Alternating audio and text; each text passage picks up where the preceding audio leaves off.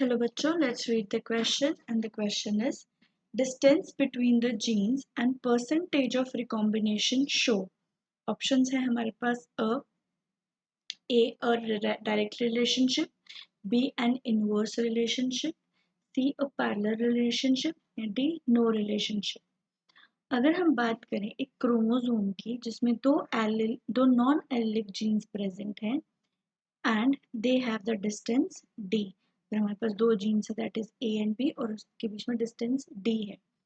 अब हम बात करेंगे जितना भी डिस्टेंस उसके बीच में कम होगा इट मीन्स लिंकेज उतनी ज्यादा होगी.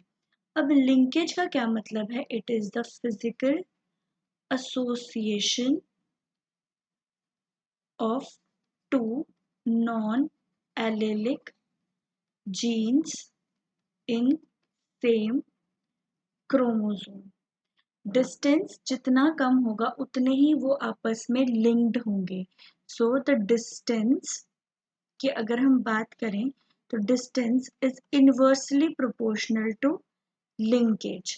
पर अगर हम बात करें लिंकेज भी जितना अगर ज्यादा होगा it means the number of recombinants या अगर हम बात करें हाइब्रिड फॉर्मेशन जो होगी वो क्या हो जाएगी? कम हो जाएगी.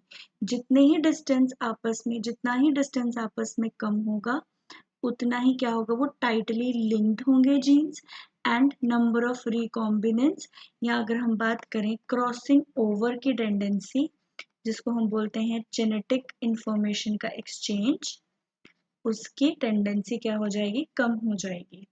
तो जितना ही हमारे पास डिस्टेंस कम होगा तो नंबर ऑफ रिकॉम्बिनेंट या हाइब्रिड फॉर्मेशन की टेंडेंसी भी कम होगी. अगर हमारे पास डिस्टेंस क्या हुआ? ज़्यादा हुआ between two genes it means linkage जो होगी या जो टाइटनेस होगी दो जीन्स में वो क्या हो जाएगी? कम हो जाएगी.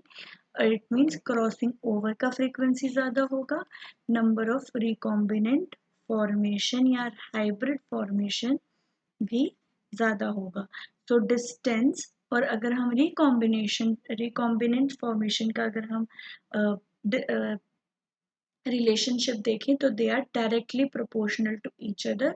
The correct option is A, that is a direct relationship. All the best.